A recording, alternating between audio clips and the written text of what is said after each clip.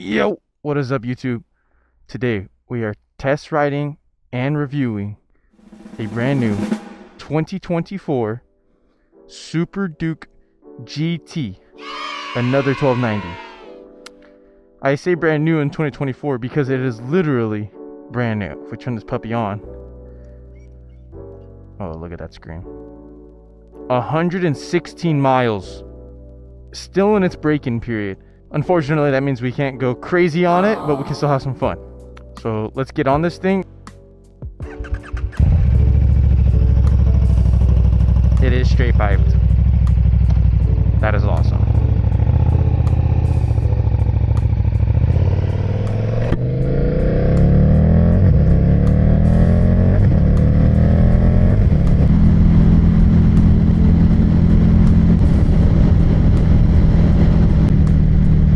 For anyone that's new here, I own a 2017 Super Duke R.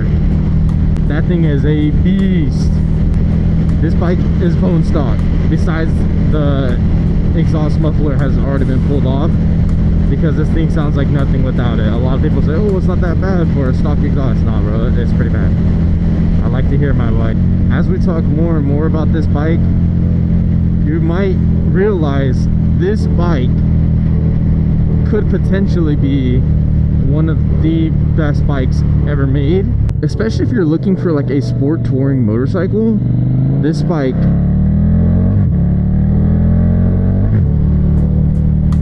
could be at the top of the list. So before we go on a ride, I have to give a little disclaimer.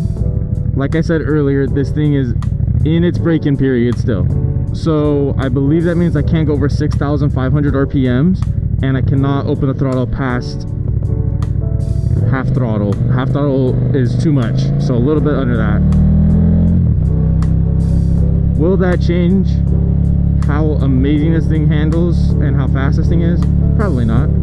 So before we dive into ergonomics, shall we get on the highway and talk about the touring capabilities of this bike, eh?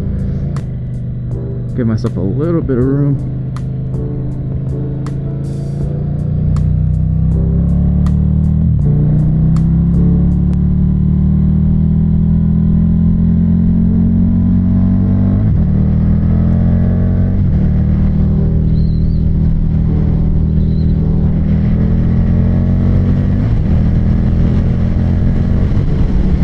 So used to quick shifting. I haven't shifted by myself in a long time.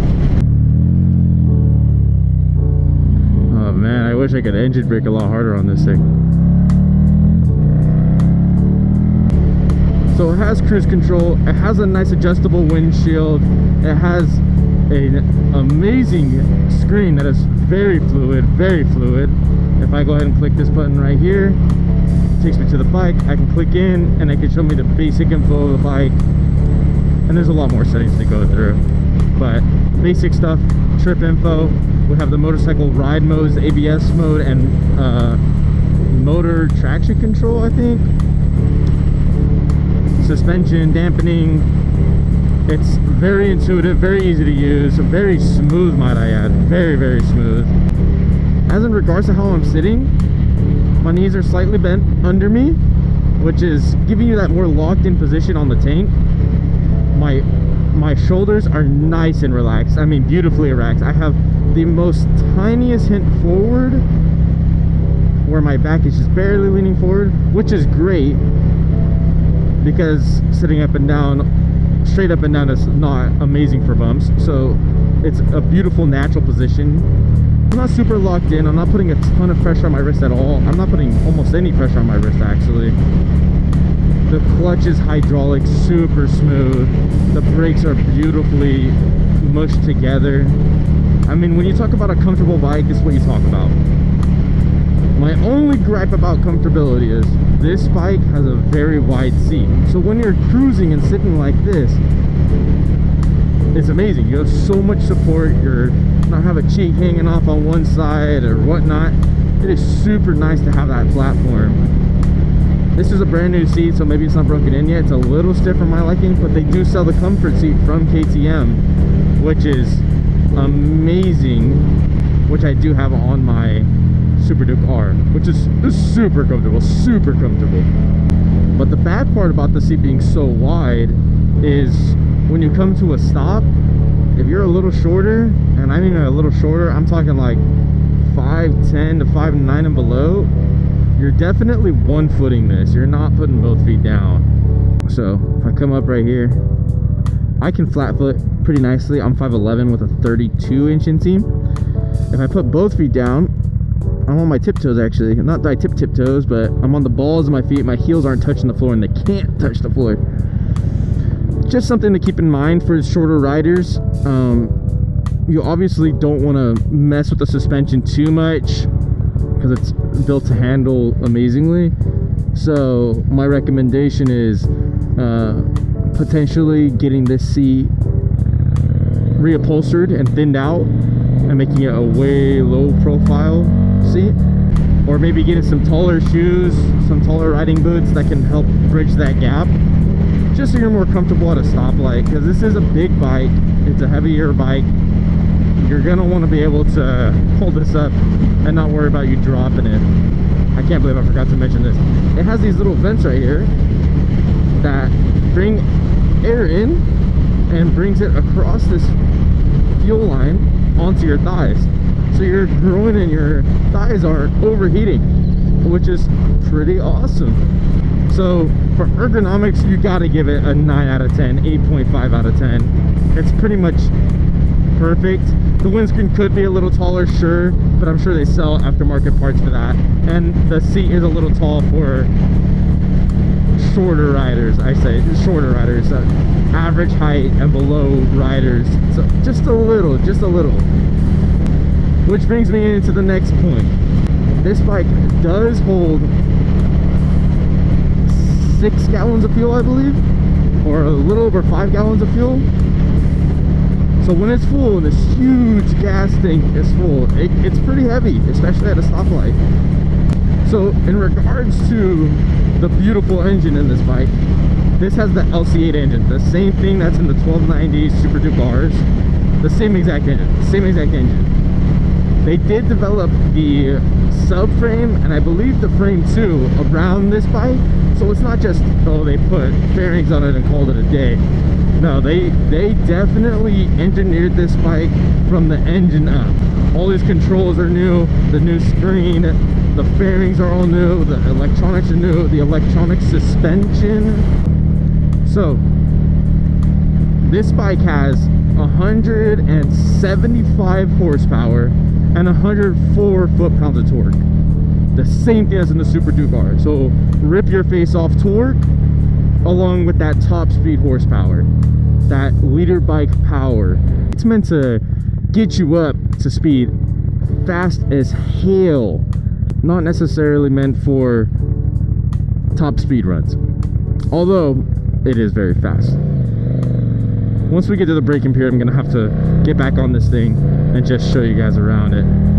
It has electronic suspension, WP, which is KTM's in-house brand. They make the suspension components specifically for these bikes.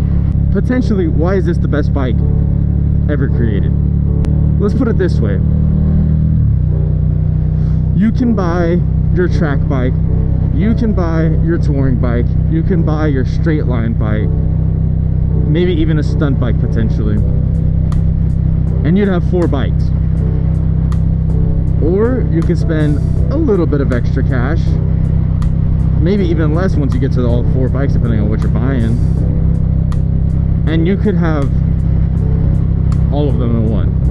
A little bit of a stretch for stunt bikes and stuff like that, but that's not saying this thing can't do wheelies, because it can definitely do wheelies. It can do wheelies, it can go fast, it can get to speed ridiculously quick. It's extremely comfortable. It's ready for those long distance rides that have the curvy mountains in between. It's ready for when that R6 pulls up next to you, you're ready to smoke it while you pull off your saddlebags and eat lunch in the next state over. It has all the tech in the world that you could want, but still gives you that super bike feel, and it's extremely easy to use in town. You guys see how I'm driving it in town? You can just do that all the time. You don't have to be hauling ass every single day of your life. You can be cruising on the highway, like I showed you earlier. You can be chilling in town. All you got to deal with is that seat height and a little bit of excessive heat from the V-twin engine, of course. And then you go home and you park it in garage and you're fine. You're not beat up, you're not sore, you're not, oh my gosh, that seat, oh my gosh, my legs, my head. You're fine. You're literally fine. I've been on this bike for an hour on the highway, in town, on the back roads. I could keep going for hours and hours to go. That is what makes this bike one of the best bikes in the world to purchase. You could have the Super Duke R and modify it to make it more comfortable, or you could just buy the more comfortable bike. Yeah, it looks a little funny. Yeah, it's not super aesthetic like the R is. Looks are subjective though. I still think it's a bitchin' bike that gets people to turn their heads. You have that single-sided swing arm that just makes it look, whoa, what is that? Anyways, I could talk about this thing for hours and hours to come, but here's the basis of it. If you have a chance to ride one of these bad boys, go ride it, go fall in love with that bike, and then go buy one for yourself. This bike is awesome. So leave a like on the video, subscribe. So keep two wheels down. Peace.